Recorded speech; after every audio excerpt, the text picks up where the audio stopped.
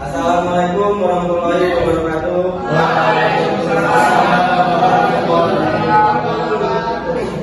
Gimana kabar kalian siang ini? Sehat. Kita selalu dalam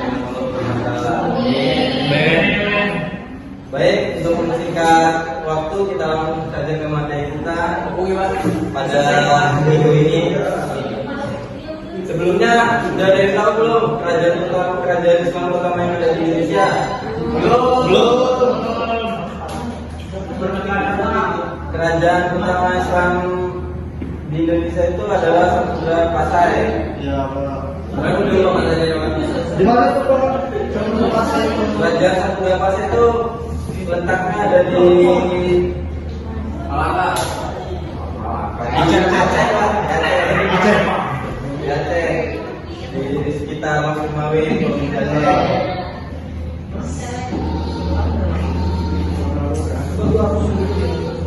Sebelumnya, mari kita buka pertemuan hari ini dengan mengucap Bismillah.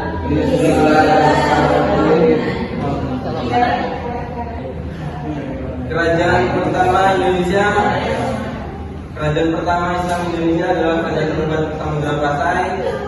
Letaknya yaitu berada di pesisir utara Aceh, tepatnya di sekitar Loksmawe, Provinsi Aceh. Didirikan pada tahun 1267 Masehi. Pendiri dan raja-raja penting. Pendiri pertama ialah Sultan Malik Al-Saleh. Sebelumnya Sultan Merasius.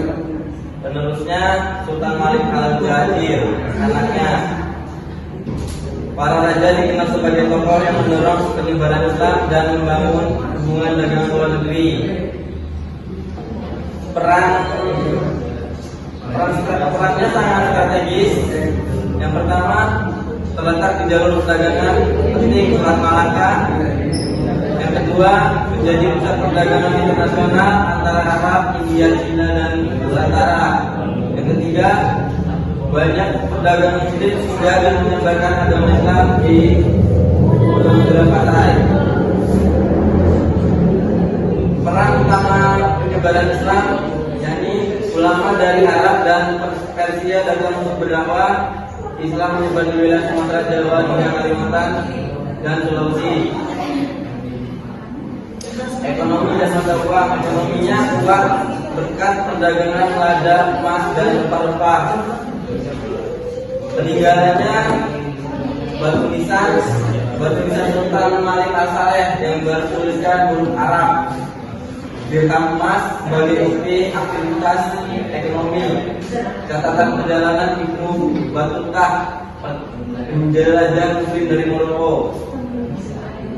Dan setelah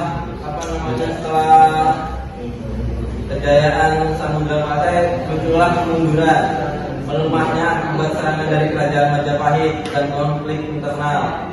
Pada abad 16, wilayahnya dikuasai oleh Sultan Aceh. Jadi, kesimpulan kerajaan Samudra Pasai memainkan peran penting dalam masuknya Islam ke Indonesia, menjadi pionir kerajaan Islam sekaligus penghubung perdagangan dunia Islam dengan Asia Tenggara. Baik, itu tadi pemaparan sedikit dari saya. Untuk materi hari ini, ada yang ingin ditanyakan? Kalau tidak ada yang ingin ditanyakan, kita nonton dulu video.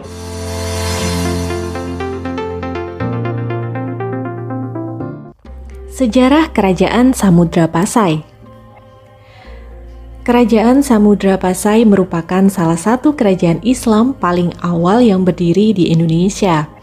Kerajaan ini berkuasa selama kurang lebih 3 abad, dari abad ke-13 hingga ke-16 Masehi. Samudra Pasai berada di Sumatera, tepatnya di wilayah Kecamatan Samudera, Kabupaten Aceh Utara.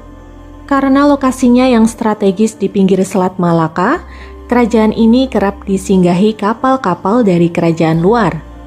Seiring waktu, Samudra Pasai berkembang menjadi pusat perniagaan dan pusat perkembangan agama Islam yang penting di zamannya. Para saudagar dari India, Tiongkok, Siam, Arab, dan Persia mengunjungi Samudra Pasai untuk membeli lada, kapur barus, dan lainnya. Kerajaan ini pun tercatat menjalin hubungan diplomatik dengan India dan Tiongkok. Keberadaan Samudra Pasai direkam melalui catatan kunjungan pengembara seperti Ibnu Battuta dan Marco Polo, serta peninggalan makam raja-raja.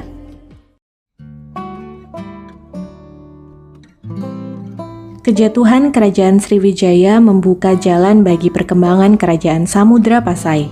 Kerajaan Samudra Pasai didirikan dari gabungan dua kerajaan, yaitu Kerajaan Samudera dan Kerajaan Pasai. Menurut hikayat Raja-Raja Pasai, Kerajaan Samudera diperintah oleh Maurah Silu yang bergelar Sultan Malik As-Saleh, sedangkan Kerajaan Pasai didirikan oleh Nazimuddin Al-Kamil, seorang utusan dari Mesir. Secara resmi, Kerajaan Samudra Pasai berdiri pada tahun 1267 Masehi.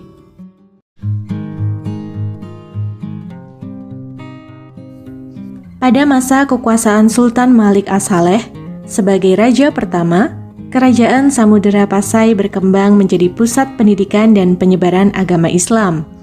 Pada masa ini, seorang penjelajah dari Venesia, Italia, bernama Marco Polo datang bersama rombongan Ratu Tiongkok. Sepeninggal Sultan Malik As-Saleh, kekuasaan diteruskan oleh Sultan Muhammad yang bergelar Sultan Malik Az-Zahir.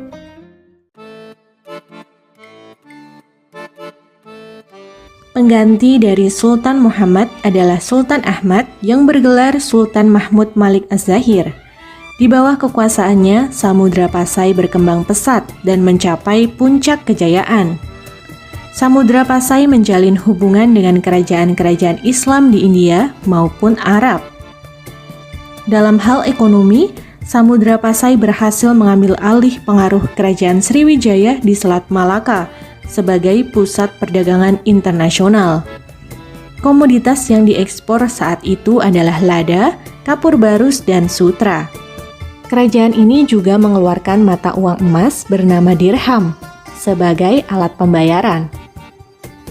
Di masa ini, sekitar tahun 1345 Masehi, Samudra Pasai didatangi oleh Ibnu Battuta, seorang penjelajah Muslim asal Maroko.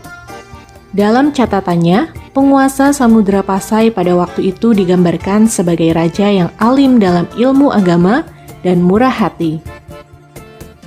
Sepeninggal Sultan Mahmud Malik Az-Zahir, pemerintahan diteruskan oleh Sultan Zain al-Abidin Malik Az-Zahir atau Zainal Abidin. Di masa itu, Laksamana Cheng Ho dari Tiongkok mendarat di Samudra Pasai. Ia menganjurkan agar kerajaan mengakui perlindungan dari Kaisar Tiongkok. Sepeninggal Sultan Zainal Abidin, kerajaan Samudra Pasai pernah diperintah oleh seorang wanita bergelar Sultanah, yaitu Sultanah Nahrasyah. Ia berhasil mengembalikan kejayaan Samudra Pasai sebagai pusat syiar Islam terbesar. Setelah kerajaan sempat mengalami kemunduran akibat serangan dari Majapahit. Di bawah kepemimpinannya, perekonomian Samudra Pasai sangat berpengaruh di kawasan Asia Tenggara. Sepeninggal Sultanah, tidak banyak catatan mengenai gambaran pemerintahan Sultan berikutnya. Pada akhirnya, Samudra Pasai mulai mengalami kemunduran dan runtuh akibat beberapa faktor. Di antaranya, konflik keluarga, kemunculan Kesultanan Malaka yang mengambil alih dominasi perdagangan, hingga serangan dari Portugis. Wilayah kekuasaan Samudra Pasai kemudian diambil alih oleh Kesultanan Aceh.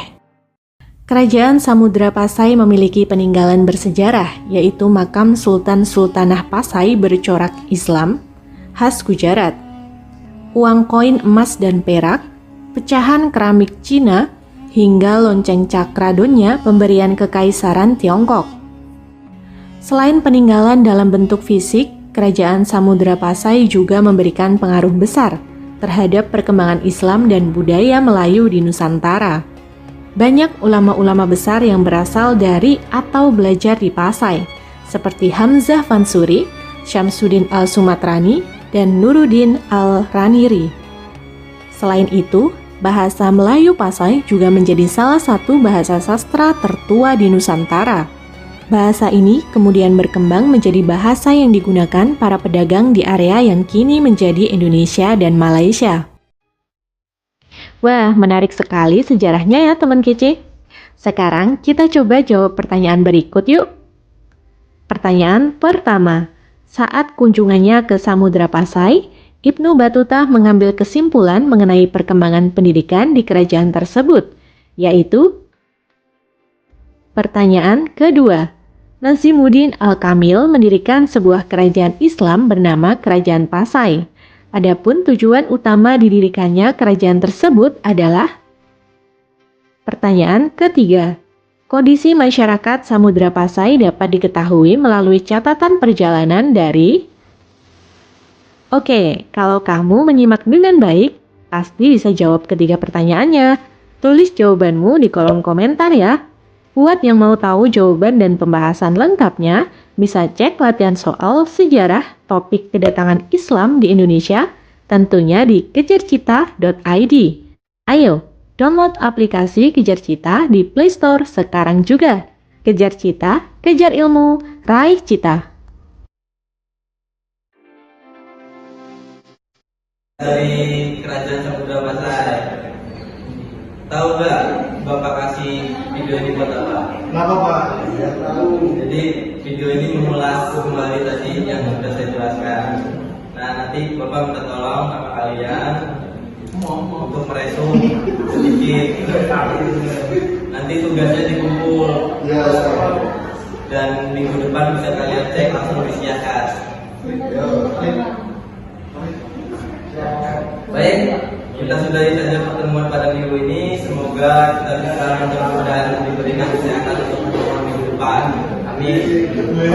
Saya akhiri, bila taufiq wal hidayah. Wassalamualaikum warahmatullahi wabarakatuh. Waalaikumsalam.